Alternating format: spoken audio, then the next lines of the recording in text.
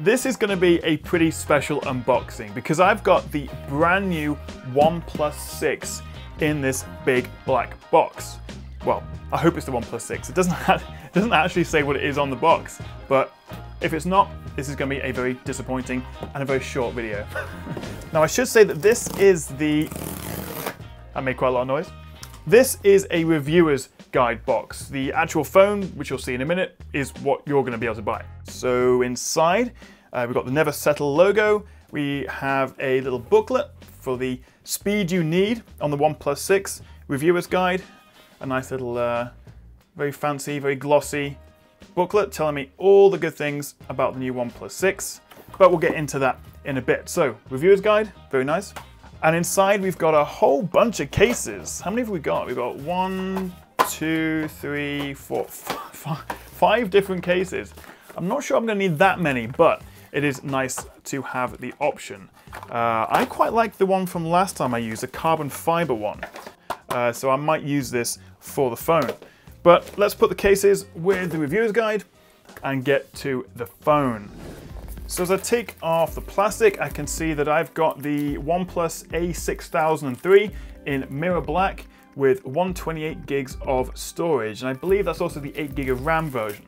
It's going to come in 3 different models with 6 or 8 gigs of RAM and either 64, 128 or a whopping 256 gigs of storage. So there's a few different variants you can go for. Here we go. Are you ready? Oof.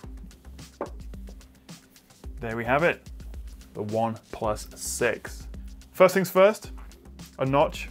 This is one of those edge-to-edge screen phones, and we have the infamous notch. Love it or hate it, we've got one. It feels really nice with rounded corners, bit of a rounded edge, not too heavy, I think about 177 grams, 7.7 millimeters thick, I believe. So yeah, really good looking phone. Let's put the phone to one side for a moment, see what else we do get in the box, because this is an unboxing. I think you're supposed to look in the box. And that's it. Take 2. So you get the power, which is the dash charge charger, so you can get super fast charging with this, as well as OnePlus's famous red USB-C to USB-A chargers. So the OnePlus 6 comes in 3 different colors. I've got the mirror black one here. It also comes in a matte midnight black, as well as a silk white, although I think the white one's coming a little bit after launch. So in terms of the design, we've got Gorilla Glass 5 on the front and the back now. We also have a rear fingerprint reader, dual lens camera system at the back, which I'll talk about more in a minute. So no buttons on the front at all, although we do have the little notch at the top for the speaker and the front selfie camera. On the right hand side, we have the little slider switch, makes it super easy to put it in silent or do not disturb mode. We also have the power button. On the left side, we've got the volume rocker. And on the bottom, we have, yep, still 3.5mm headphone jack. OnePlus has not got rid of the headphone jack, as well as the USB-C port and the speaker grill. This is a dual SIM phone, which is pretty handy. And in terms of water resistance, well, it doesn't actually have an official IP rating, which is a bit surprising, but OnePlus do assure me that this is still reasonably water resistant. You could have it in the bathroom while you're in the shower, so the steam wouldn't be too much of an issue. If you drop it in some water and take it out fairly quickly, should be fine, but for whatever reason, they don't have a proper IP rating. So we'll have to see what that actually means. Turning it on for the first time, you can see just how big and also beautiful that screen is. It's a 6.3-inch, what OnePlus call full optic display. It's using an AMOLED panel, so we should get some really deep blacks and vibrant colors. And it's a 19:9 aspect ratio. Let's try face unlock. All right, so add face data. You do still have that rear fingerprint reader, but nothing on the front now, so that might be a handy way of unlocking it. And there we have it, the homepage of the new OnePlus 6. So this is running Oxygen OS based on Android 8.1. And what OnePlus say they're really going for with this phone is a smooth and fast experience, keeping all the bloatware to a minimum, anything that's going to slow it down, getting rid of it, which I really do appreciate that that's the angle they're taking. To create a really fast phone is, well, good news. That screen really does look fantastic. It's nice and bright, deep blacks, vibrant colors thanks to that AMOLED panel. It's not HDR, unfortunately, which is a bit of a shame compared to most of the competition, which now do support high dynamic range in the displays. Aside from that, this, at least on first impressions, still looks great. 8 gigs of RAM in this model, 128 gigs of storage, and the Snapdragon 845. So this should be a blisteringly fast phone.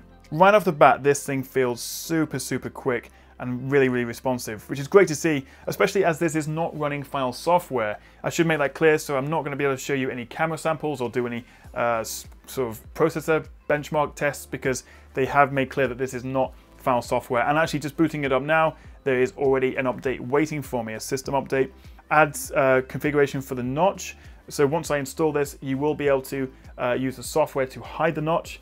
The update also adds support for super slow motion video. So let's talk about the camera. We've got two lenses on the back, a 16 and a 20 megapixel lens. Both are f1.7.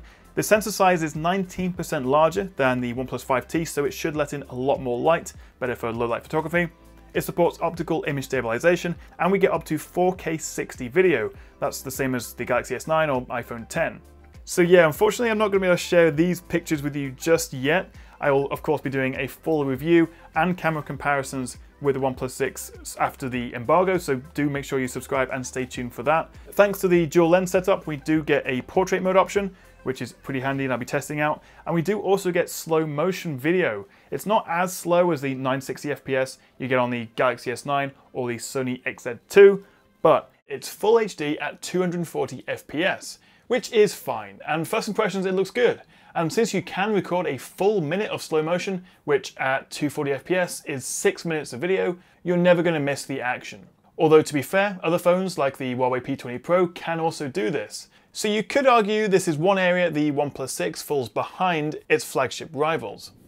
Now, one feature I really do like is the fact that by default you get these on-screen nav buttons, pretty standard, but if you go to the settings and the navigation bar and gestures, we can actually get rid of it and simply use gestures, just like the iPhone 10.